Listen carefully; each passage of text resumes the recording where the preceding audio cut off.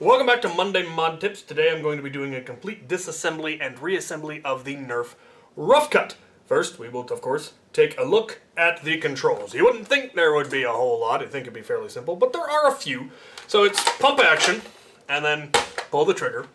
On the slide, there is a slide lock, so once you go past a certain point, it won't let you go forward anymore. You have to continue until it catches all the way. There isn't, however, any kind of a slide lock, or at least not on this one, on the way forward. Once you get all the way forward, then the slide will lock and you can no longer prime it until you fire the blaster. And that is actually, that lock is probably the single largest source of breakage in this blaster, and I will explain that a little bit later. There are then priming indicators on either side of the blaster that go orange when the blaster is primed, and it is possible to single shot. So a partial trigger pull will fire one of the barrels. You see that one is no longer orange, but the other one is, and then once you fire that one goes orange. How easy it is to single fire seems to vary wildly from blaster to blaster. Sometimes it's a matter of you have to wear it in, sometimes it wears out, it really kind of varies. It is a smart AR blaster, so it fires the top most loaded barrel on each side first. So if you have the top barrel and the bottom barrel loaded, it will fire both of those. If you have them all loaded, it will fire top, on the way down. And as with all smart ARs, it loses a little bit of power which each subsequent barrel, just because there's a little bit more dead space that the air is traveling through, and it becomes a little bit more efficient. But let's get this thing taken apart.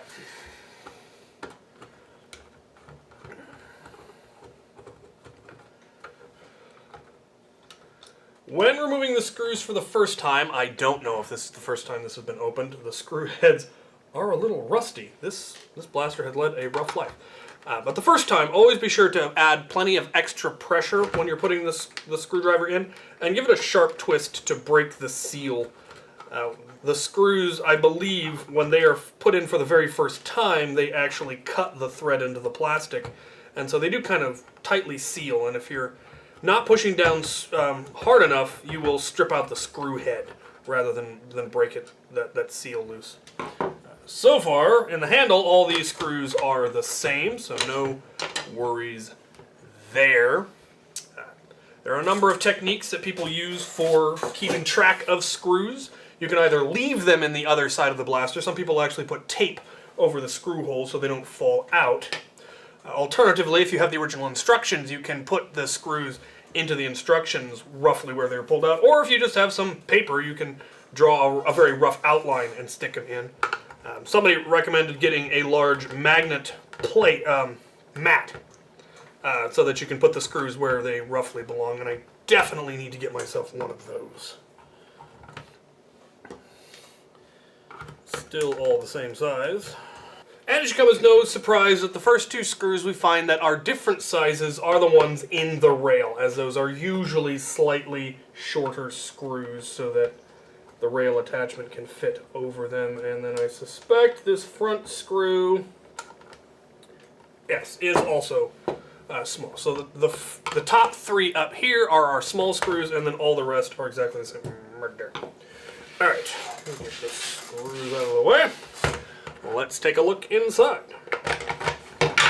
And we're in. We have some cosmetic bits. Obviously, we have our sling mounts. They can simply come out. And the entire rest of the internals are slightly self-contained. If you don't take anything off of them, you don't have anything to worry about. We do have a rail lock nub thing. But these are all relatively self-contained. The plunger assembly can be popped off. We will go into... Actually, I think we'll go into that first. So let's take a look at this. In this one, and this may not be the same for all, the plunger tubes are not glued in, they're not screwed in, they can simply come out. The plunger and main spring will simply come out of the front.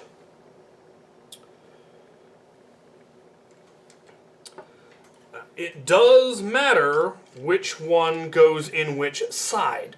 There is a difference. They are not identical, obviously, as they are mirrored, and so we will go into that once we go to reassemble. There is a screw back here. I'm not sure entirely what it is holding in place, but we're going to go ahead and take it out and see what happens. Okay, it holds the back of the plunger tube. I assume they decided to do that in two pieces for manufacturing purposes. I can't think of any reason why you would need to take that apart, so I'm going to leave it together. We then have our AR assembly, which has all of the barrels, and where that'll connect, there are 4 screws in the back. They require a smaller screwdriver. They are, as far as I can tell, exactly the same as the exterior shell screws. Yep, they are. Now, I believe, yep, you can get access to the ARs. No. Just gives you access to the AR springs, apparently. For this section, there do not appear to be any more screws, but getting the section that's holding the ARs in place, you're going to need some kind of a shim. You could use a flat-headed screwdriver, but it will chew up the plastic a little bit. Alternatively, if you have one of these automotive shims that we discussed for taking apart Elite 2.0 blasters, they work very well. Once you get it started, you should be able to get it the rest of the way out. And that will then allow you to remove the ARs, which are all identical. So that's the barrel assembly fully disassembled. Let's take a look at that priming section, which is probably the part that people have the most trouble with. Let's zoom in a little bit here. So here we have the priming and trigger section. And it holds itself together unless you take it apart, and we're going to take it apart. So there are 3 screws holding this top plate in place. They are also, so far, identical to the primary shell screws. There is then 1 clip which you'll need to remove, hopefully without breaking. Okay, now we can lift this off and hopefully not sproing our springs. Alright, so here we are on the inside, and we have gears. This is why you are able to prime this blaster despite having 2 springs. It's twice as many springs as you would normally have in a blaster, and yet the prime doesn't feel super heavy. And that's because they're using gears to create mechanical advantage. The downside to that is that it in fact does give you a lot of mechanical advantage. And if you try to prime this blaster when it's already primed, the fact that you have so much mechanical advantage because of the gears can result in you breaking the internals, either cracking the gears or cracking part of this frame. And if you do that, the blaster will no longer function. So be aware of that. Do not try to prime. If you try to prime your Roughcut and it's not priming, don't try to force it. Try pulling the trigger. And if that doesn't release it, then there's something jammed internally and you need to open it up and look at it. Don't force it, you'll break your gears. So, what do we have in here as far as locks? Well, obviously we can remove our trigger. We have a pair of spring-loaded things right here, which should look very similar to things we have seen in the past. And this is our slide lock. As the blaster gets primed, things get locked into place. Once you pull the trigger, things get released. They are important. They are what prevents you from repriming the blaster when it's already primed. Though in this case, it might be better not to have them. Repriming wouldn't exactly do anything, but the slide locking forward is what fully engages the trigger. And so it might be best if it didn't let you do things until you were actually supposed to. Here's our catch. And the way it does that double release is that one of the catch tabs is slightly taller than the other. This one is taller than this one, so when you start pulling the trigger, this one gets released before that one gets released. And that's where it might get worn down eventually, and they just always both release at the same time. This blaster does have slam fire, which may be the first time we've seen slam fire in this series. I'm not entirely sure. But the way that works is that when the trigger is in position here, if this link right here that you can see moving is not all the way forward, then the trigger doesn't actually release anything. Pulling the trigger, as you can see, does not make the catch go up and down. When this is all the way forward, now when I pull the trigger, it engages the catch. And that is how the slam fire works, is that you can have the trigger pulled, and as long as this arm isn't back, it won't engage the catch. But as this arm gets pulled forward, if the trigger is already pulled, then it will engage the catch. So the trigger isn't what's moving, or shouldn't be moving much. It's actually that link that is moving and pushing the catch down. And that is how the slam fire works, is if you don't have the trigger pulled and you pull this rod forward and then you pull the trigger, it will release the catch. Or if you have the trigger pulled and you pump the prime forward and this linkage gets moved forward, then the catch gets moved. So that is how slam fire works. It is a mechanical arm that disconnects the trigger from the catch, so that pulling the trigger won't do anything unless that arm is in the right position. So that is your slam fire. We can remove the trigger, we can remove the catch, we can remove the slam fire arm, which is not spring loaded.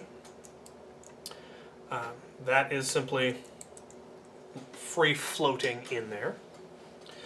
Now we can take a look at our gears. We have one big gear that has a smaller gear attached to it, and that's where the gear ratios change, and that is what gives you the mechanical advantage. We have our priming arm, which you will notice is almost twice as long as the amount of teeth that are on the plunger rod, the priming mechanism there, or the priming rod. And that is again where the mechanical advantage is that you're moving this pump twice as far as this is actually moving, and because the gears are making up the difference, that is how more energy here, more distance, more travel, more movement here translates to a stronger but smaller movement here. That is how gear reductions work. That's why if you are on like a mountain bike and you go into a really low gear, you're pedaling really, really fast, but you're not moving fast, but you can move up a hill. That's lots of energy being translated into a smaller but more powerful movement. And it has to do with leverage.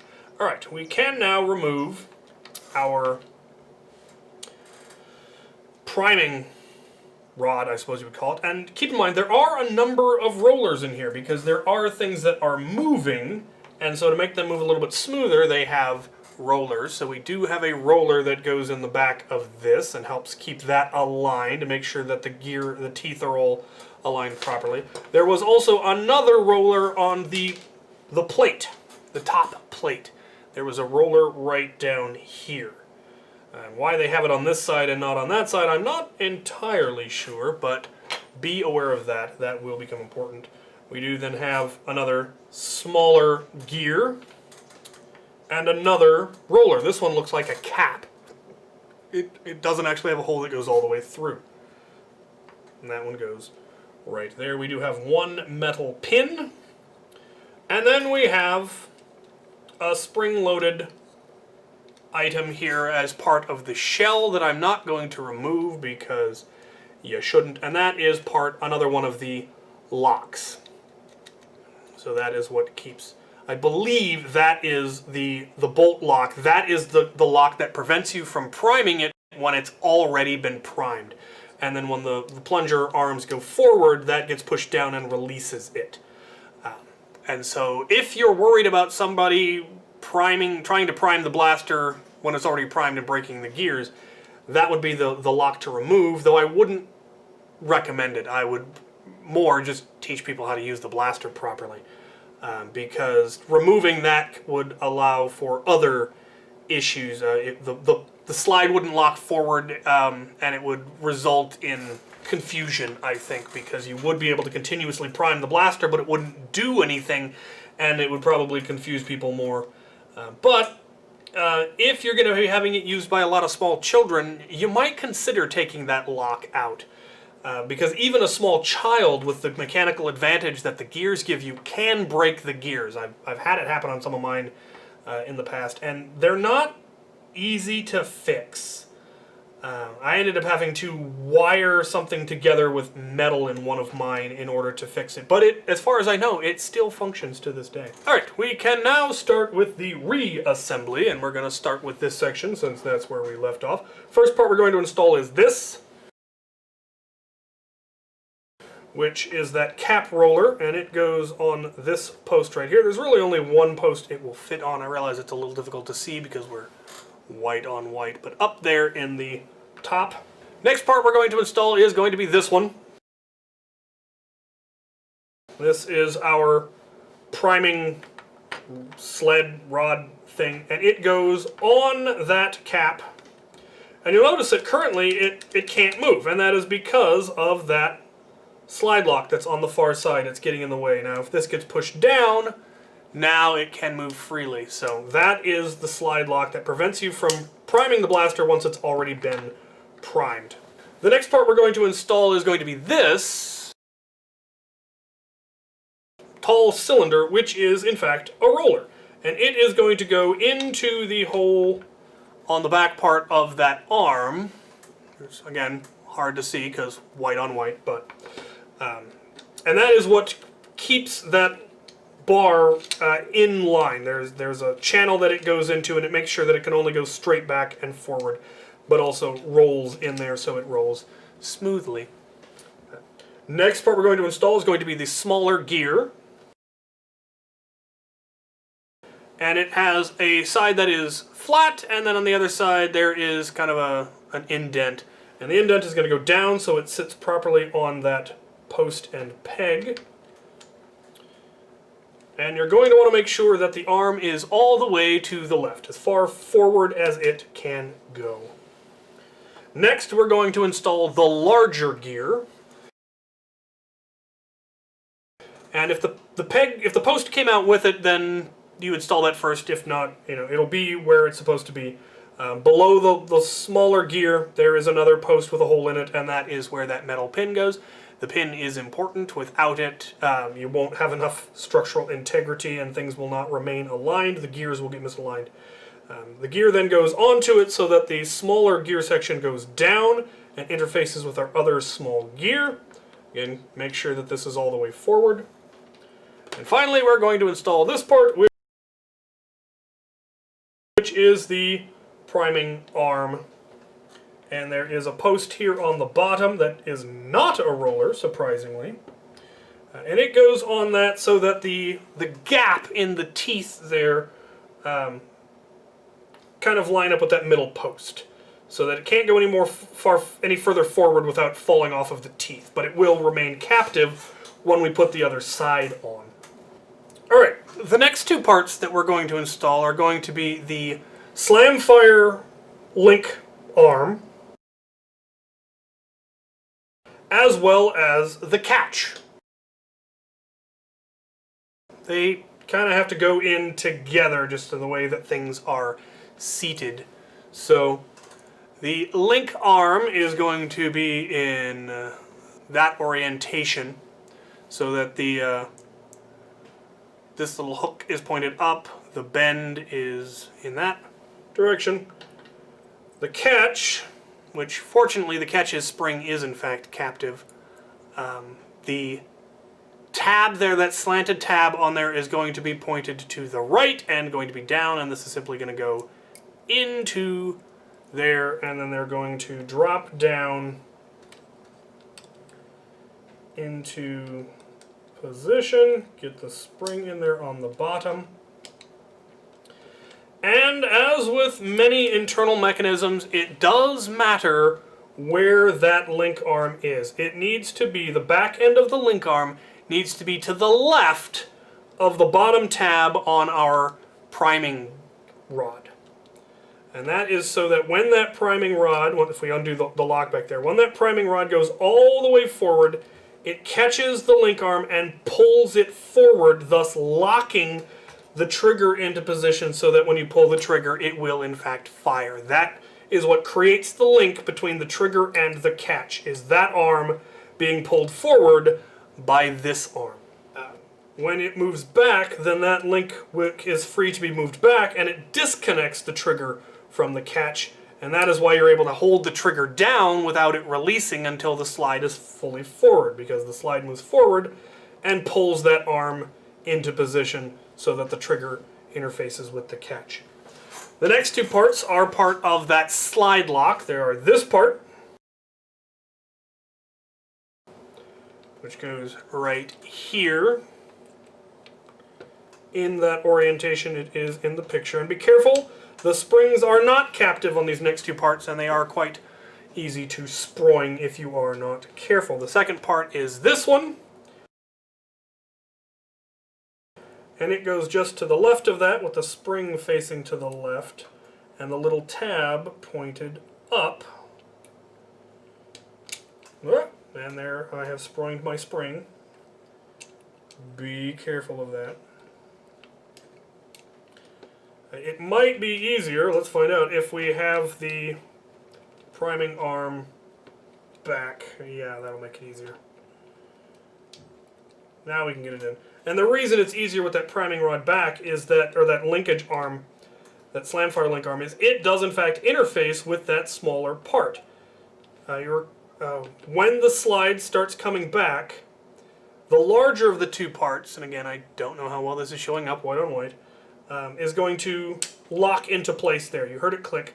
That is what prevents you from moving the slide forward once you've gone a certain distance back. So it forces you to fully prime the blaster before the slide will allow you to go forward. When you continue going back, it pushes that lock down again, and now it pushes it down far enough that the smaller one in front of it locks it down. So that is now locked down, and that way when the arm moves forward, it doesn't catch on that. That is how it is now able to travel forward again. And then once it gets all the way forward, it catches that slamfire link arm, which then pulls this forward and releases that lock again so it can lock the next time. So all of these things interact with each other. Now technically, those locks are not necessary. If you weren't worried about the slide locking partly back, you could simply remove that and it wouldn't really affect the functionality too much.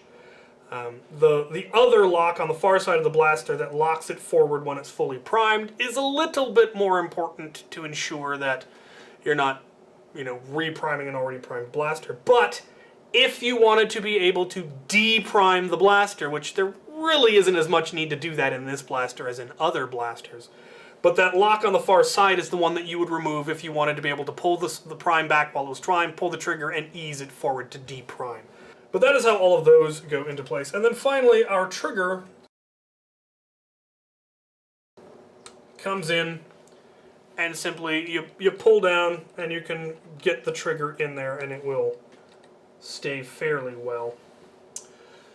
Finally, we have the other side of the plate that is going to hold all of this in place. And down at the bottom, there is a peg upon which this little roller goes. And this one actually is a roller. The counterpart on the far side isn't there. You might have to hold it in place, but that goes into the groove on our priming rod and keeps it aligned. Once again, make sure everything is in the correct position. I think I might actually be a little too far back, so we're going to move that to there. We will see. When we go to actually put it in the shell, if it won't fit, it might be because this is a little too far forward and we'll just need to adjust that slightly. We will get to that. So we're going to put that in place. I'm not going to put the screws in the off chance that we do need to adjust that. But there is that whole assembly reassembled. And that is the tricky part. Now we will go to the barrel section. So we're going to start with the main barrels, and we're going to reinstall all of our ARs, these parts. And they were all the same. It doesn't matter which ones go where. You just drop them in. They'll only go in one way. They should go all the way in. You might have to rotate them slightly to get them to seat. That all goes in there. Next, we're going to take this part, and it simply slides in.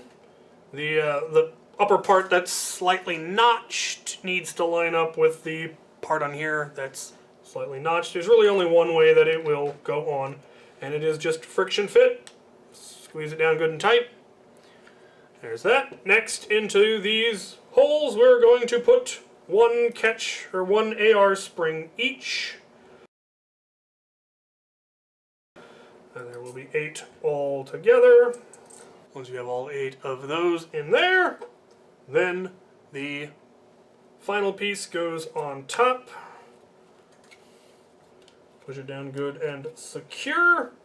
And then 4 screws, which are the exact same as the external screws, so it doesn't matter which ones you use. I'm going to use the non-rusty ones. Okay, there's the AR assembly rebuilt. We can now go ahead and put our plunger tube on there.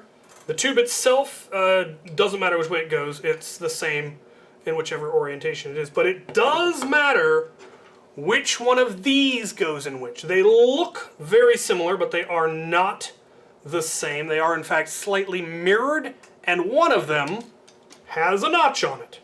And you can tell which orientation they're supposed to go in because of the little triangle. There is the post that comes on off the back here has a slight wedge to it, and that needs to be pointed out so that it will fit in. Now, the one with the tab, I mentioned that one has a tab and one does not. The one with the tab goes on the left, or on the right side as it's facing forward. So this side has that tab on it. And the tab should be facing down. So when you put it into the barrels, if you have the barrels pointed at yourself, that tab will be on the left side. If the barrels are pointed away, it's on the right side. And that is very important, because if you do not have that, you will not disengage that slide lock. That tab is what disengages this slide lock as it comes forward. You can see how that tab sticking there on the bottom will interface with this tab and unlock the slide so that you can reprime it. If you have that in the wrong position somehow, which would be impressive, it won't disengage the slide lock, and you'll only be able to prime it once and then never be able to prime it again. Alright, next we're going to connect these two parts together. And the way that works is that that part on the top of our priming rod geared piece is going to hook into the square holes here on the back of both of our plunger rods. And the way you do that is you hook it in on one side and then kind of rotate the other down onto it. And if we don't pull our barrels off, now those are locked on there quite nicely. And hopefully everything is properly in place, and we're back to this self-contained internal mechanism, all of it connected, and we can simply drop it into the shell. So let's zoom out a little bit. So here we have our shell, and if everything is properly situated, we should be able to simply drop this in. You can line it up because there are posts that everything sockets into on the inside. The front barrel obviously locks onto the shell there.